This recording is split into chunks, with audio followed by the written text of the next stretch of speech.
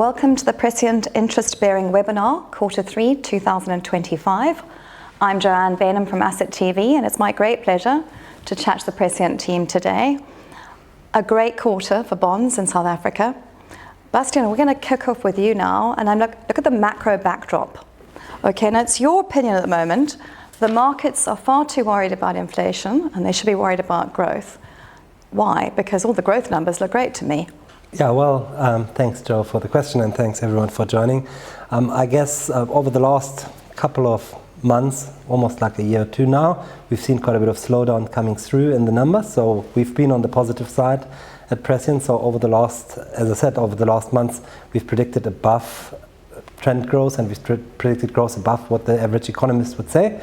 But that tone is changing now. So we've tracked that slowdown now, and we do think that from here, we are about to grow at a zero rate as we track in real time, and that's obviously eventually becoming a problem. And when it comes to inflation, we are on the opposite side of the camp, so we would have said that inflation is not going to be a problem at all.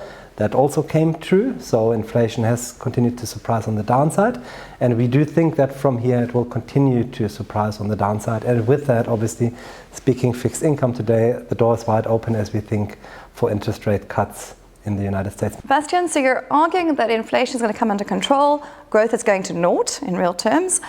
Now, the last time we chatted, you argued that perhaps the Fed was a bit behind the curve.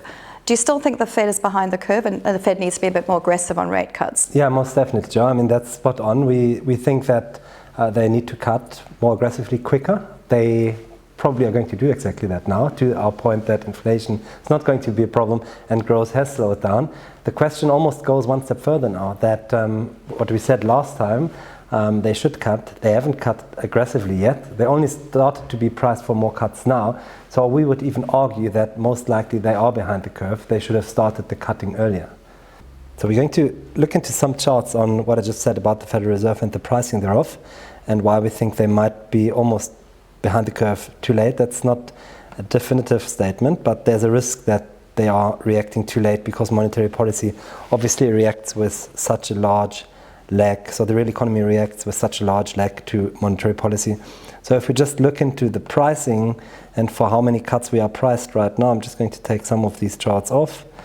And what you can see is that right now there are quite a few cuts priced, but most of these cuts are priced to happen in 2026, right? So basically the current interest rate level is 4.13, that's the Fed effective fund rate. And if we just compare until the end of next year, not this year, we're going to move down to below 3, which is basically quite a few cuts. The problem is that this is what we can see now. If we just compare how we were priced, let's say 6 months ago, it was way less cuts. 12 months ago, even less cuts.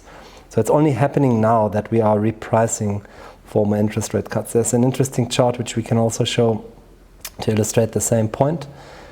If we just zoom in on this one, I'm just switching off to charts. Focusing on the end of 2026, we can see that earlier this year we were priced for just maybe 1.5, 2 cuts. What happened after that was like less growth-oriented policies from the Trump administration, more focus on tariffs and trade wars. We eventually became priced for quite a few cuts. Again, this is end of 2026. Okay, so now that's all fine. But if we overlay 2025 and now just focus on what has happened here in terms of pricing of interest rate cuts, you can see that we're basically at the same level as we've been earlier this year, meaning that not a lot of cuts have been priced into 2025 and not a lot of cuts have happened. Yes, we're going to see probably 1 or 2 cuts still coming this year, but it's just not a lot, and the Fed has been very, very conservative on this. So I'm guessing from that answer, the Fed is going to have to start playing catch-up. Is that bullish for bonds, in your opinion, when they start having to come to the party, so to speak? Is that what you're arguing? That's basically exactly what we're arguing. So they should have done it earlier. They've not done it earlier. They need to play catch-up. Market is starting to price for that, and that's probably why US Treasuries are starting to do better, and that's probably also why the front end needs to be priced more aggressively. But then also from a global bond positive point of view, we also like the fact that there's a slowdown, which is good for bonds, and the fact that inflation is no problem, again, good for bonds. It's almost like most of the forces pulling in the right direction for global bonds. Okay, so you've explained how you feel about interest rates, but you have this wonderful thing called the Prescient Economic Indicator, and that's been very good at looking at turning points historically during COVID and the post-stimulus rebound. Now, I believe, you guys tell me off camera, it's flashing red.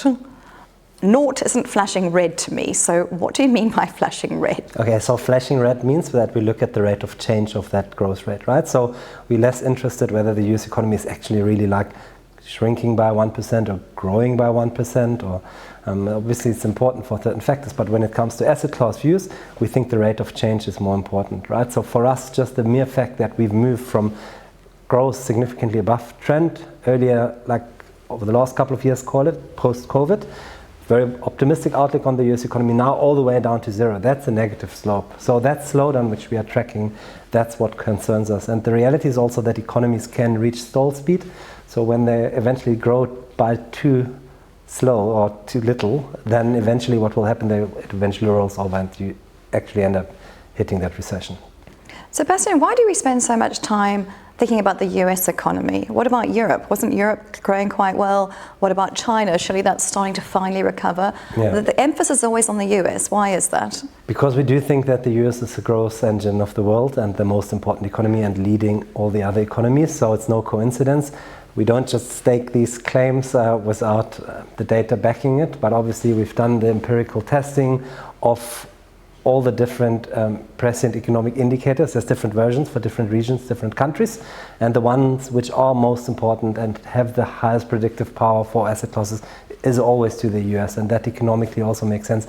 It doesn't mean that we don't look at China and we don't look at Europe. We use those as well. There are certain asset classes which definitely are driven by what happens in the Chinese economy. South African economy, for example, is like example close to home. But the reality is we like in a webinar to speak top down, starting with the States, because that's where really the most important things happen.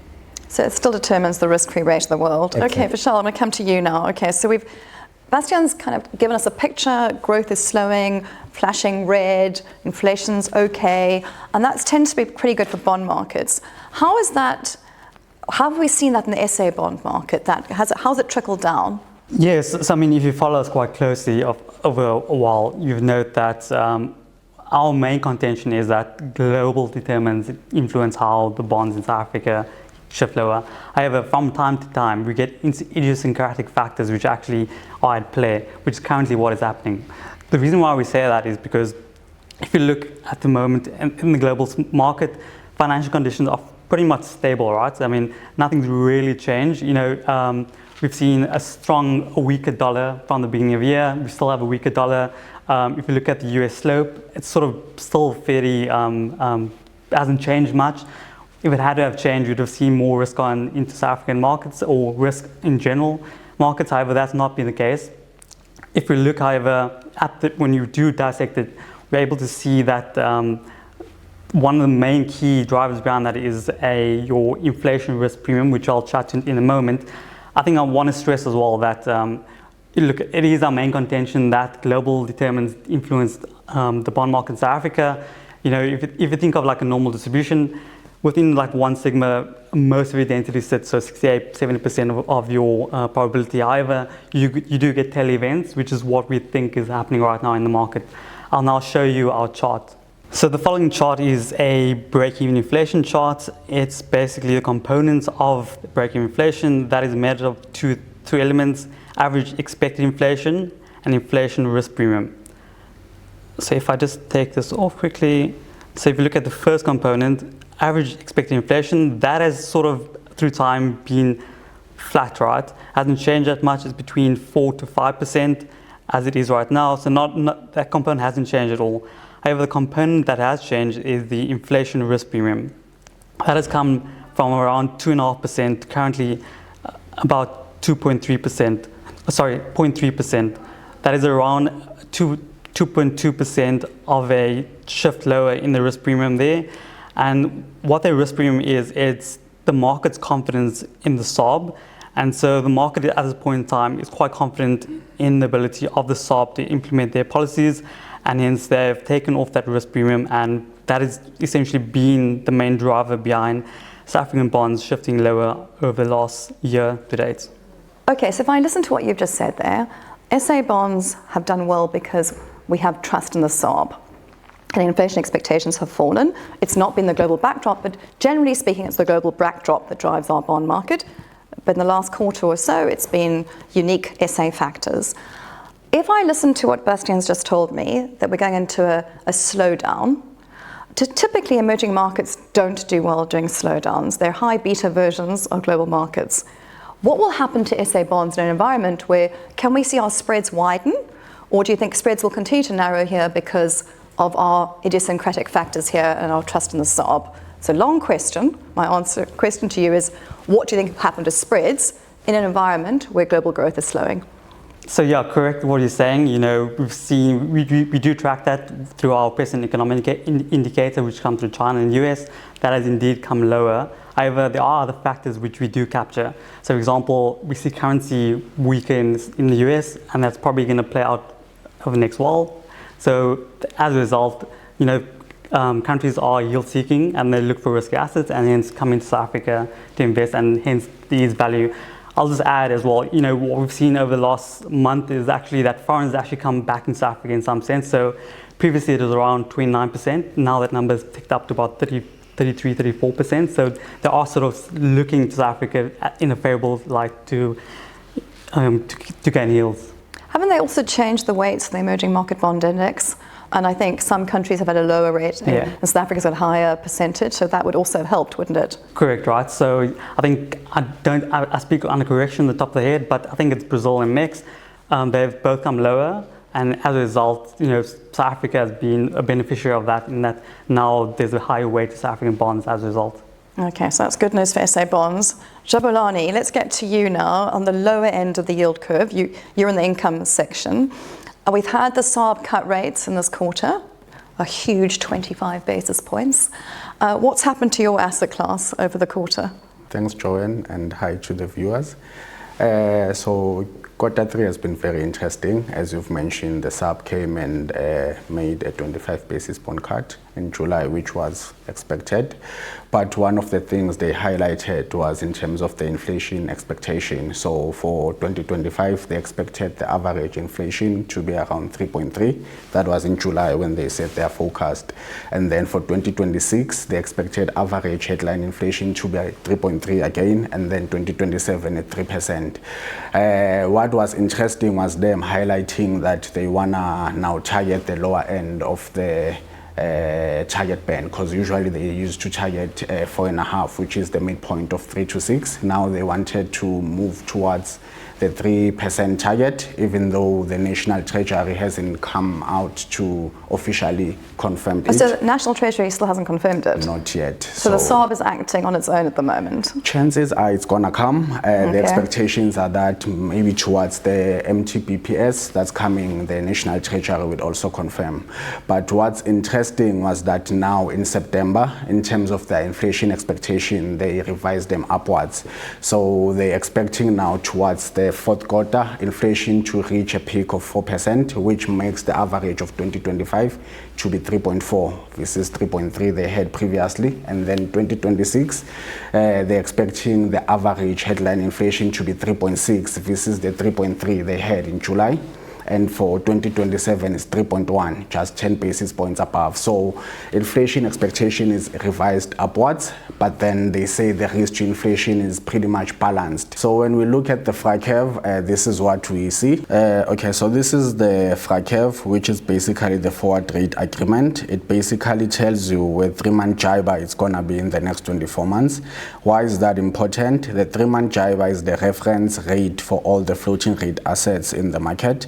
So it's important to know where it's going to move to. So if you look at it now, 1 month ago, if you look at your x-axis, it tells you the time from now up until, say, 21 months, which is about 2 years. And then on the y-axis, it tells you where the level is going to be. As you can see now, it's 7%. And the expectation, if you look at 1 month ago, they were expecting cuts. About 2 cuts were priced in, but they were going to be 2 cuts were going to happen towards the end of towards the end of the 2 years, but now it's revised again. So we're seeing 2 cuts coming much quicker. So we'll say about September next year, there's gonna be 2 cuts still that are priced in the market. So this is just from the market expectations, what they're expecting from the FRAs. Okay, am I being a bit stupid here? You've just said the SARB had inflation expectations and then they've been revised upwards, okay? And the SARB is trying to anchor towards 3%. And yet the rate markets are pricing in more rapid rate cuts. Is that what you just said? From the FRA curve, yes. From the FRA market curve. Expectations, yes. Okay, so even though inflation expectations are rising, the market's pricing in more rapid rate cuts. Is that what you've said? Yes, but... Okay, now I'm confused. Why? Okay, thanks, Joanne. That's a very interesting question. So you're right in terms of the market still pricing in cuts when inflation, they revised it up. But if we look at it one level deeper, looking at basically where that revision is coming from. So it's Eskom raising your tariffs. So that's what the SARB was looking at. That influenced the expectation. Also the service inflation that's coming from the services and also food was the one driving that, which is not going to be a sustainable thing going forward. If you look at South Africa in detail, there's still high real rates, which we feel like they're not good for growth. So that's why the market is still pricing in those cuts, because looking more into not the news from Eskom and whatnot, what really drives the market, it's the high real yields, which we're expecting they need to moderate to be able to push growth high. Well, that's great news for consumers because real rates here are incredibly high. Sajjaad, let's talk about the debt markets in South Africa. And I have the pleasure of talking to lots of credit analysts in South Africa. And probably for the last, maybe correct me if I'm wrong here, 3 to 4 years now, spreads have been very narrow. Has that changed in the last quarter? What are you seeing? I think we're seeing a continuation of spreads just grinding lower and lower. As Jabu just mentioned now, we're seeing quite high real rates in South Africa. That means that if companies were to go out and invest in new projects, there's quite a high hurdle rate for them to overcome. So there hasn't been much expansionary debt issuance. Companies have largely been coming to just refinance existing maturities. But on the flip side, and I think we've mentioned this in previous webinars as well, is that the amount of flows coming to the multi-asset income MASISA category has been quite large. So that with the growth seen in the fixed income space, there's a lot of cash chasing such few debt issuances out there. And that supply-demand imbalance has sort of led to credit spreads just trending further down. I think this quarter we've seen about 45 to 60 billion of issuance, largely driven by Transnet's 15 billion government guarantee. But we've seen 81s hit record lows of 249 basis points for a 5-year. Bank senior paper keeps trending lower, and then corporates off of the back of that as well. I think one of the more, the return to sanity we've seen is that with the government floating rate bonds previously at issue pricing above banks, they've now started coming down. So we're seeing that bank senior floating rate paper is now pricing above the government floating rate curve, which I think Wow, so the market thinks that banks are safer than the government. Is that what you're telling me? that's what we've seen over the past. That's incredible. Wow. It's a bit of a weird anomaly. We don't understand what happened. Even with a large demand for the government floating rate bonds, I think just with the way that the Treasury has been issuing those, government spreads have still been wider than we've seen on the banks. Gosh, that's fascinating. Just another thing, I know how we've talked about it before. Would it be a true statement to say that the reason spreads are so narrow in South Africa is because growth is so narrow, or so weak, not narrow, but so weak? So it's not a question of saying those are really good credits. It's just saying there's not a lot of credit on offer because there's just no growth. Yeah, pretty much. I think we agree with that sentiment as a house. It's pretty much just demand-supply imbalance that has been driving those spreads lower. But I think also in the absence of growth, we've seen companies bolster their balance sheets quite a bit. A lot of companies are sitting on cash. So while spreads have been trending lower, our credit cycle indicator has been pointing to lower levels of risk within the South African debt capital markets as well. Okay, so they're actually becoming better credits as well. They are becoming better credits, but sometimes, depending on the counter you're looking at, the level of risk reduction hasn't necessarily tied up to the level of spread reduction that we've seen as well. So we do need to be very selective on the types of names that we pick. Now, when I've spoken to you guys in the past, Prescient has a massive benefit in the market because you're such a big house and you know fixed income so well. You can originate a lot of your own credit. Has that continued in the third quarter? Yes, that's correct. So, for example, with certain banks coming to market with the AT1 or additional Tier 1 paper, those auctions have been multiple times oversubscribed. So we've got key relationships with certain banks who we can go out to them, or they will even approach us because they know we're such a big supporter, to come and do private placements with us. So where we might potentially miss out in an auction for one bank, we can then go to other banks and structure our own opportunities. And it isn't limited just to the banks as well. We've done private placements with various corporates as well, where we see pricing makes sense and where we do see pockets of value. And I think having a large dedicated credit team for your asset manager, you build those relationships with the banks and the counterparties over time. I mean, and another example is we were part of that Transnet government guaranteed issuance. We've been trying to get into that market. A lot of other asset managers have been trying to get into that space, but having that relationship means you get your foot in the door and you can get an allocation of that when it does come to market. And how was that Transnet priced?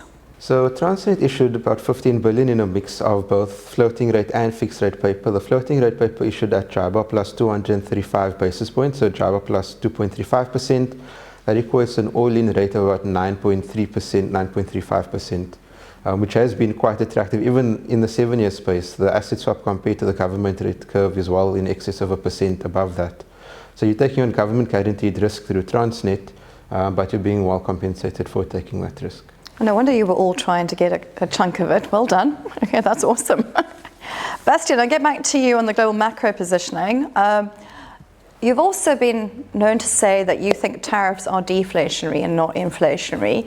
Can you explain what you mean by that? Yeah, almost sounds like we're saying contrary on purpose on everything, right? It does feel a bit like that, yes. No, so we're not. But the reality is that if you look, we are very evidence-based and scientifically driven in terms of how we assess things, right? So for us to make a statement like that, you need to look at the empirical evidence, what has materialized in the past.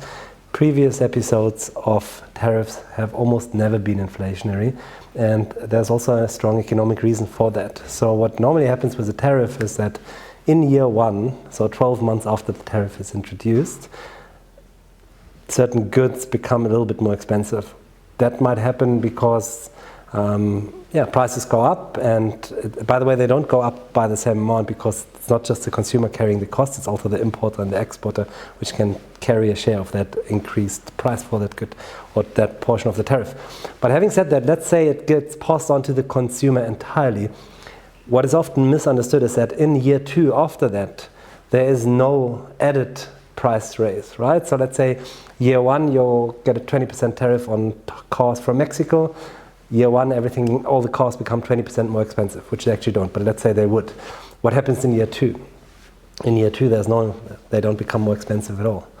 And from that point of on, there is actually deflation. So deflationary process is starting to materialize because it's a once-off lift in prices, which is now fading because basis effects, but it's a lasting tax on the consumer. So if your car is just 20% more expensive now, you'll buy less cars, you'll switch to public transport, you'll switch to a cheaper car, try to get a different car, have a car less maybe even, or just postpone your purchasing of cars, which is all of those examples show that there's a drag on growth, but not on the prices on the upside. So with that, no surprise, and the empirical evidence is right there, that through time you basically see deflationary pressures from tariffs and not inflationary pressures. So I guess demand destruction comes through, so people just simply don't buy. And that's exactly what happens. Then companies have to become much more competitive to get consumers to come back. That's exactly it. So what we can see on this chart is basically inflation expectations. So we can back those out by looking at inflation swaps. So you can see on the x-axis just the time scale and the y-axis where the market expects inflation to be 1 year forward. And what I'm going to do is I'm going to zoom in and just focus on Liberation Day, which is on the 2nd of April this year, and see what happens to inflation expectations. Now just remember that this is on a forward-looking basis. So exactly where the cursor of the mouse is, that's the 2nd of April, which is 3.4%. So that's where inflation expectations were just before Trump announces a massive round of tariffs. He then introduces a massive amount of tariffs, and what you can see is there's a small spike. It's not that material, but all the way from 3.4 up to 3.6. What has happened since, after we took those tariffs off again mostly, you can see inflation expectations are dropping once again. So the market is already agreeing with us that 1 year down the line there's not necessarily going to be a problem with inflation, but there might be a once-off short-term spike, which the Fed obviously should look through. More important, if we switch the 1 year inflation swap off and switch on the 5 year inflation swap, so same story. Now we focus on Liberation Day. So again, I'm going to zoom in on the 2nd of April, which is again where the cursor of the mouse sits. And what you can see is just straight after Trump announces massive tariffs, the 5 year inflation outlook actually collapses. So that's perfect proof of that argument that the market understands that inflation over the, call it 5 year period, obviously if I do 10 years, even more pronounced, but over the 5 year or longer term period, tariffs are deflationary, not inflationary. What happens after that? After that, there's negotiations of tariffs being taken off again, and when the tariffs are taken off, inflation expectations actually go up, not down. So it's completely negatively correlated. Tariffs are clearly, as we can show in this one example, but as I said also in the past, they're just simply not inflationary at all. They're just more deflationary through time. But that doesn't sell newspapers, does it? It's far better to say tariffs are inflationary, and as you've proved to us, they clearly are not on a 5 year basis. Okay, let's come to South Africa. South Africa, in my opinion, has punitively high real rates. If the Fed is behind the curve, the SARB hasn't even seen the curve. Now, I know you guys love the SARB, but surely real rates are too high here, and where do you see them going? Indeed, right. Real rates are indeed high. If we look at the repo rate, 7%, and then we look at the 1 year inflation swap, that's about 3 to 3.5%. So what that leaves you with the real rate between 4 and 3.5%. That is quite punitive and quite high, as you rightly mentioned. However, having said that, so when the SARB announced that they're going to be targeting 3% on the band, the market sort of instantaneously reacted and shifted the inflation swap lower. So hence the big gap, right? The SARB, however, can't now go and shift rates 2% lower at their next meeting. They need to now obviously balance things out and through time shift that the repo rate lower. As a result, expectations, and as mentioned by Jabu, they will come down through time. I think the next cut is expected in the Q1 of next year, so we wait and see when that does play out. And we sort of do have confidence in the SARB to sort of carry out with what they will expect to do. Since they've been in charge, they have a high credibility in the market and are expected to sort of follow through on that through time. So, yeah. Okay, so you have confidence the SARB can do it, but Jabulani just told us, don't worry about Eskom, it's outside, I can't help that. And don't worry about food prices, I've got no control over that. And administers prices, well, that's government-led, I've got no control over that. But I can absolutely penalise the consumer so they don't borrow money for houses, they don't borrow money for cars, and the growth rates here look horrific. Do you really think the SARB has that much power? Because he doesn't seem to have much power to me in terms of growth in this economy, and surely growth is something we should be worried about. 100% right. But having said that, I think, within South Africa, the growth problem is not really something that necessarily a rate will change. I think it's more structural change, and that needs to take place, right? So there need to be different structural reforms that need to take place at the government level to sort of spur on growth within the South African economy. So that's through education, to say a few, right? Okay, so I actually agree with you. So the SARB can only do so much. They can try and control inflation in the economy, that's what they can do, but the structural changes they can't, that's relying on government. Okay, so let's go back to credit. And this is one of the engines around the world that do growth. Eskom came up with some reportedly good numbers. I think it's questionable whether those numbers were good or not. But talk to me about what we're seeing in those financial statements around Eskom and Transnet. You mentioned earlier that you could pick up the stuff at really good rates. The market was oversubscribed. Give us a good news story here around SOEs. Yeah, I think over the past quarter we've seen a raft of SOE results coming out. We've seen Eskom, we've seen Transnet, DBSA came out, Sunrail as well. And I think we're starting to see those green shoots emerge largely across the board. Eskom obviously reported a profit of about 16 billion over the past financial year. Obviously, when these things happen, you then go and see, is this actually an accounting profit or is it a real profit? And while we are cognizant of that, and we've seen the auditors have also given it a qualified audit report, largely due to the ongoing reliance on the government and the potential of it, but actually being a going concern. I think the swing to profitability is a good step in the right direction. We've seen revenue being up, we've seen costs due to those open cycle gas turbines coming down, energy availability factors being up by over 5% over the Well, let's face it, we don't talk about load shedding anymore. We haven't, when last did anybody have a load shedding conversation? But still, sorry, I'm interrupting you, but carry on, yes. So I think obviously the unplanned outages as well, talking the load shedding story, has been lower than the previous financial year. So we do see things moving in that positive direction as they're getting things back on track.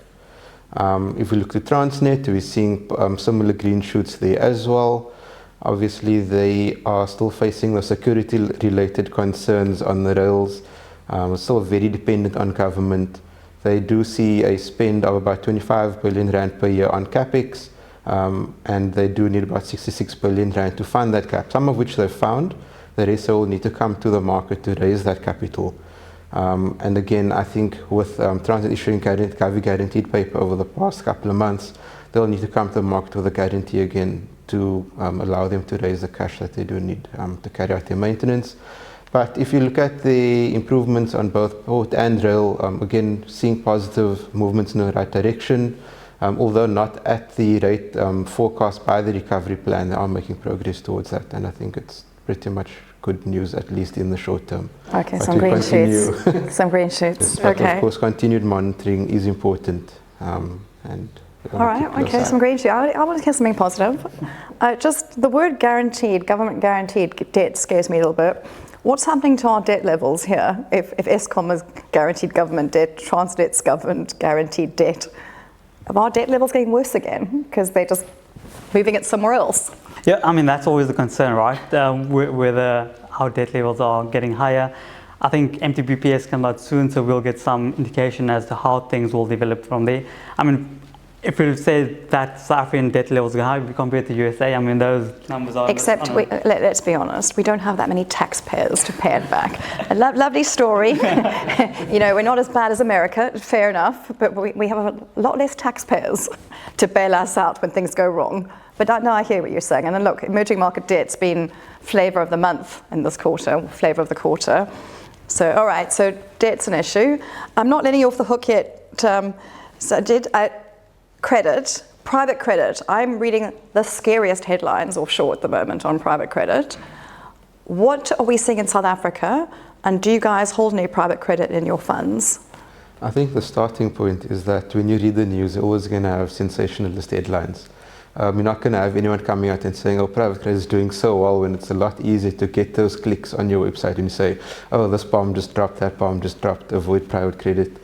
I think with a team that is skilled in evaluating private credit, having a systematic process, you can then go out and originate and look at those names and see, these are the factors we find positive, these are things that potentially need some more consideration, but it is an area we are comfortable to participate in. I think we've got 3 credit funds at the moment. Our Income Plus fund is a BN90 CIS fund that holds a up to 10% allocation to private debt. And we've got 2 fully private funds, our Infrastructure Debt Fund and our Clean Energy Infrastructure Debt Fund, that both invest in almost 100% private debt type instruments. And those funds have been in existence for 10, nearly 6 and about 3 years right now. So we've got a long track record of looking at those instruments. And it's a space we're very comfortable to play in. Okay, so I shouldn't read those scary headlines. I'll stop doing that. All right, so let's get to the really exciting part of today's chat, which is your funds and how you're positioned. So Jabulani, I'm going to kick off with you. Where are you in your portfolio at the moment? Are you buying inflation linkers? Are you buying South African government bonds? What changes have you made? Talk to me. So from the fund perspective, it's been a very interesting year. We've seen a good rally from the bonds. So we bought them when they were still high, around the over 10% mark. So we've experienced a lot of rally from that front. But for an income investor, one needs to understand that volatility is important. So what we try and achieve for our clients is for them not to lose money over rolling 3 months. So with bonds rallying a lot and coming, I think 2032, which is a 7-year bond, is around 8.48 now from the the 10% level we bought at. We've reduced duration a bit, because for an income investor now you have to look at a 1-year holding period. At the current levels and what's happening around, we think from a total expected return, it's not that attractive for it to be in the fund looking at a multi-asset portfolio. There's a variety of things that we can look at. Sajjaad just mentioned the 81s, he's mentioned the government guaranteed Transnet earning around 9%. So we've reduced duration a bit from 1.5 to 1%, and we've been doing a lot of floating rate bonds, so Transnet, 81s, and some high quality liquid names. Also, we've been buying a lot of structured products. So from a structured product, we've been converting the fixed yield into a floating via CLN, so via asset swaps. So we've been getting it at decent level, JIBAR plus 180, 190, way higher than where Tier 2 are issuing at the moment. So the portfolio is nicely diversified with a bit of floating instruments, fixed instruments, and also we have some exposure to the offshore to ensure that all the assets work together to generate the CPI plus target that we try to achieve for our clients. So if I can show you from the portfolio valuation perspective in Portal. When looking into the portfolio valuation, so starting off with the AUM, the fund has grown nicely. It's now for the 5.6 billion. The fund forward yield, which is an expected yield, is 8.91. So that's your 1-year holding period, what we're expecting you to earn if you were to come to the fund now in a year's time. So duration has dropped a bit. You can see it's now 0.957 from the previous, I think in the previous quarter we are around 1.4, 1.5, speaking to the fact that we've reduced duration from the bonds. So if you look at the portfolio, we have a nice diversified list of floating rate assets. So this is mainly the CLN, which talks to the structured product I've just mentioned, whereby we buy high asset swap and structure it. So it's basically your government instrument, the underlying entity, and giving you high yields. We also have high quality liquid names, so your Transnet government guarantees here, your 81s, they're all here. We're holding over 15% in the floating rate bonds. We also have some offshore exposure, so that's how the fund is positioned now. With the rally in the bonds continuing, we still get to benefit from the upside because we still hold the 2032 about 13% of the portfolio. You mentioned a forward yield of 8.9. Is that what you said? Yes. Okay. Is that the income yield I should be paid on that fund if I hold it for 12 months, or is that the total return? So that's a total return. That's a good one, yeah, because the income yield is your distribution that gets paid every month, and that's based on your coupons and what your coupon is earning, but that's taking into account your total return, which has a hold down baked into it. So we're expecting 9.1 or above, and from an income yield, I think it's over 8.5. Okay, so if I just looked at it from an income perspective, 8.5, and how is that fund compared to money market funds at the moment? What's your additional pickup versus a money market? But you did say 3 months, you could lose money on a 3-month view, right? Yes. Is that what you said? So 3 months, after 3 months, you don't want to lose money, but up to 3 months you could. Is that what you said? So what we try to achieve every time you combine with 3 months, your return should be positive every 3 months. So you can get 1 month that's negative, but over 3 months.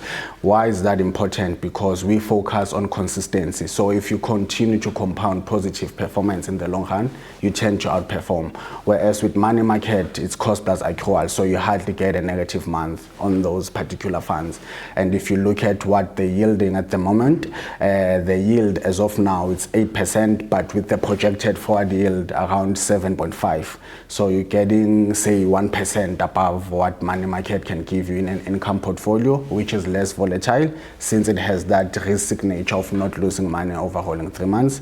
And what we're trying to achieve is CPI plus 3% over any interest rate rolling cycle. So whether we're in a hiking cycle, cutting cycle, or it's flat, we want you to get CPI plus 3 from the start till the end.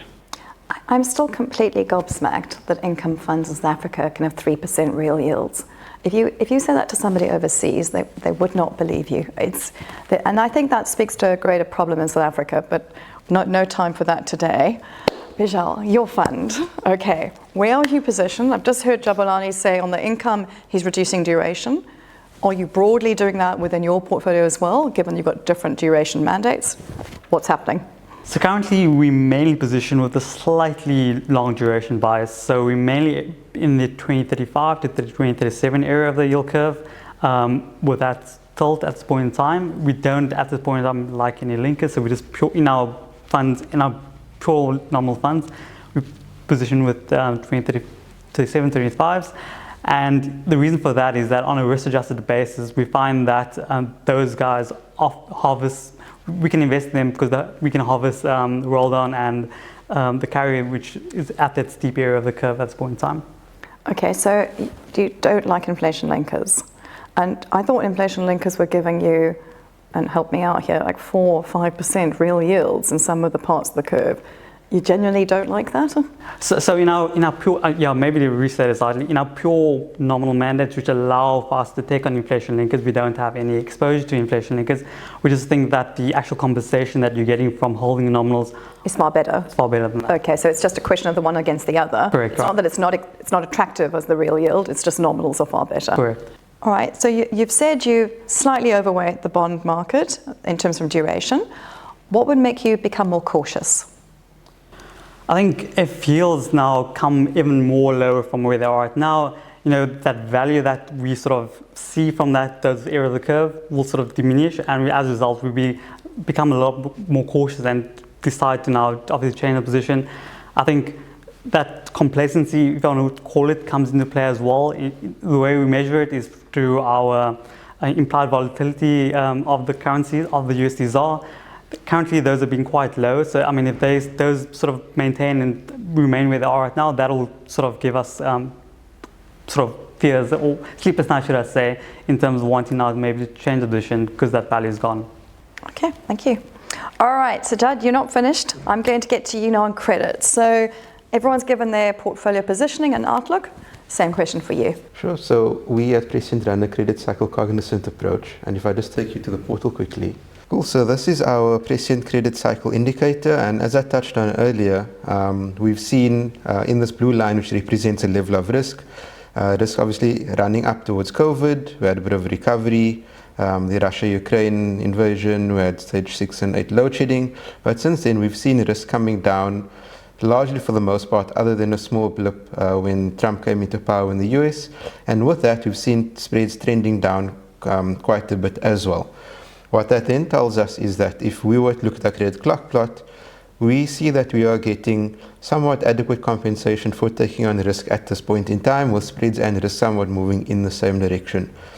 From a portfolio positioning point of view, we then look to blend a neutral position of a holding, so we'd look to potentially high quality government guaranteed SOEs.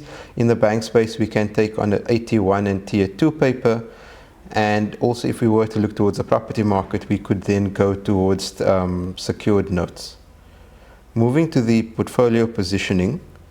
Cool, so just taking a look at our Income Plus fund, the AUM is currently at 5.7 billion, grown quite nicely over the past couple of months.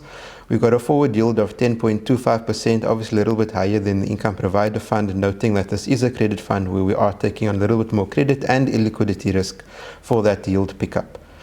The fund has an average term to maturity just shy of 5 years and a duration of 1.5, which has come down from about 1.7 to 1.8 over the past couple of months. Similar to the income fund, we do quite a few structured notes. We've got average selling exposure about 21.14%, largely floating. We blended in some government mixed rate notes as well to take advantage of the pickup offered by taking advantage of the swap curve. Further to that, another 48% of the fund in floating rate bonds. And then we do hold some duration through a mixture of Kavi or 2032, 2037 and 2035 bonds. Okay, Bastian, I think we've had a lot of comments from everybody today. I need you to sum it up, please, and tell us what are the key takeaways from today's session. Yeah, sure. Thanks, Joe. I'll actually run from left to right through the different strategies, maybe up the risk curve, starting with income funds. So we've slightly reduced duration. We are still quite optimistic about those very high real rates which you cited.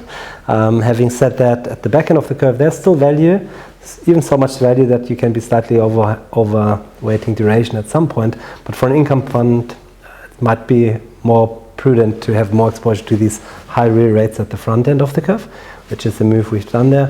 In the credit space, we do think that spreads are incredibly tight. Having said that, there's also a reason for that. So conditions have improved. As Sajjaad said, to some degree, spread tightening has a little bit outpaced even the improvement of the conditions.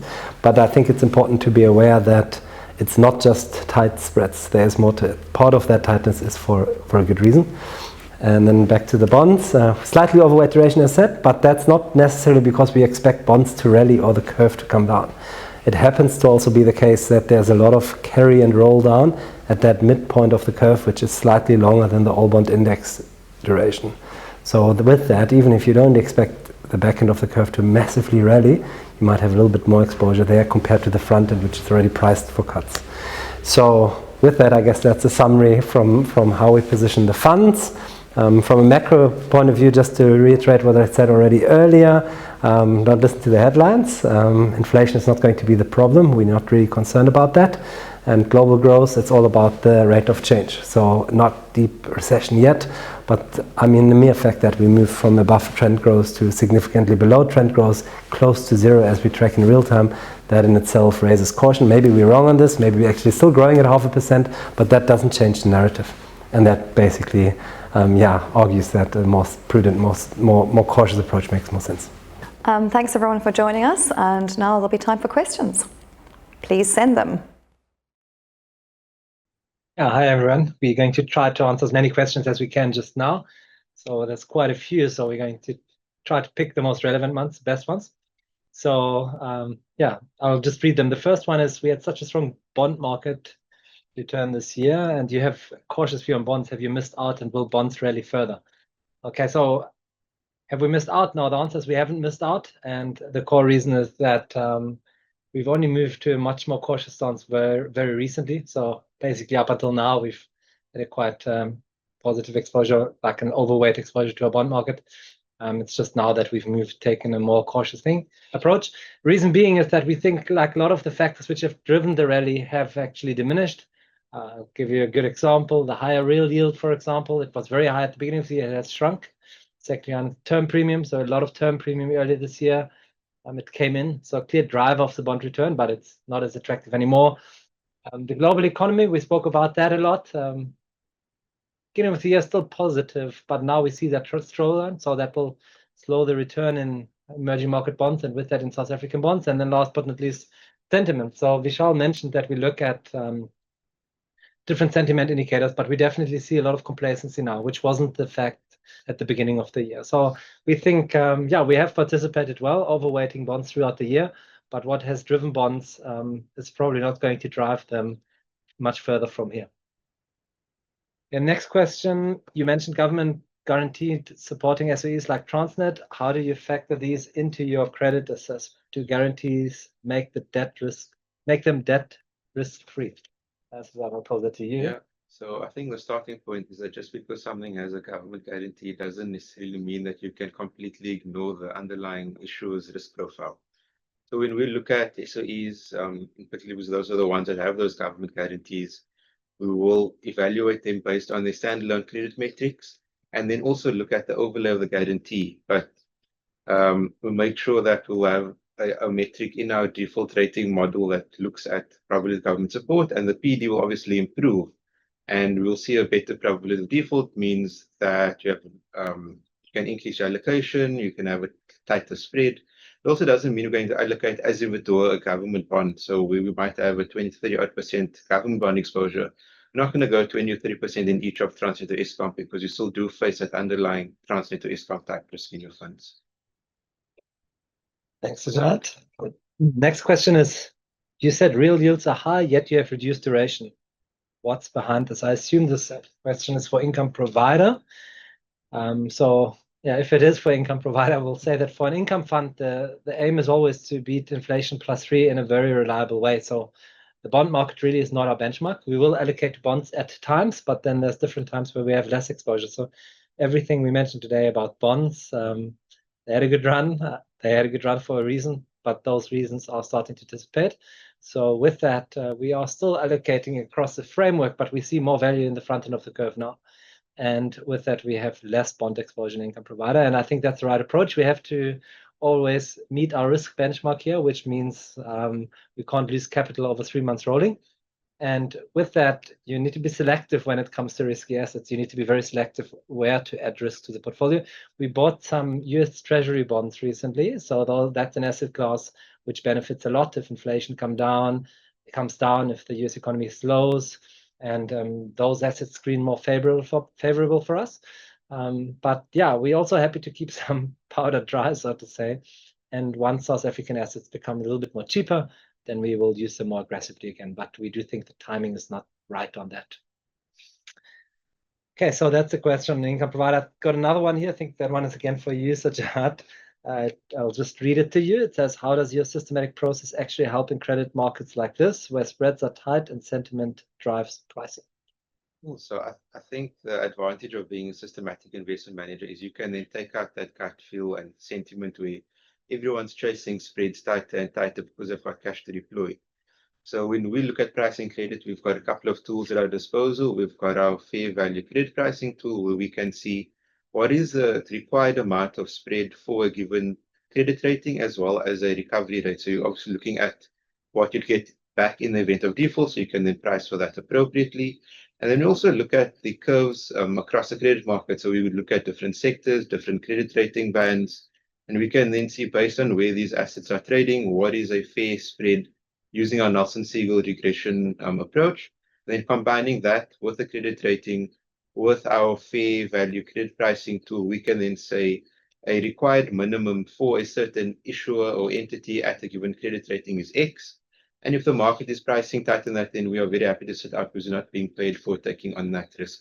And then obviously, if we do see those pockets where spreads are wider than they potentially should be, then that's where we'll then identify those pockets of value and then add exposure to our funds. Thank you for that. Next one, I think it's a macroeconomic one, so I'll take that one. You said the US economy is slowing dramatically. Having said that, the US employment rate remains low, the dollar weak, which is also supportive of growth. Why are you so cautious then? Okay, good. That's a tough one because we'll agree with the first two arguments made. So the US economy is enjoying a still quite low unemployment rate, and also the weaker dollar should support global growth. So that's fair. Those, by the way, are good factors. We use exactly those two. And those are the two which make us which move us out of the strong negative on US equities, as an example, into a moderately negative view. So those are very good factors to look at. Having said that, you need to look one level deeper. So, for example, when it comes to the unemployment rate in the States, we actually track that as a negative because the unemployment is ticking up. So we're more interested in the rate of change. And if we look at the labor market more broad-based, we can see very weak non-farm payroll reports, and we can see broad-based weakness also in wage growth. So there's other elements. If I would only look at the unemployment rate and the level thereof, we'd be positive, but that's not the case. So we'll take it one step further. And if you look deeper, then you arrive at a slightly more cautious stance. Okay, so let's see who's right on this one. But on aggregate, we think a more cautious stance is supported. I'm seeing we slowly but steady are running out of time. There's more questions here, but we'll try to answer those by email or message you directly. And yeah, thanks again for joining. Thanks for your time, and hopefully see you at our next webinar. Thanks, everyone.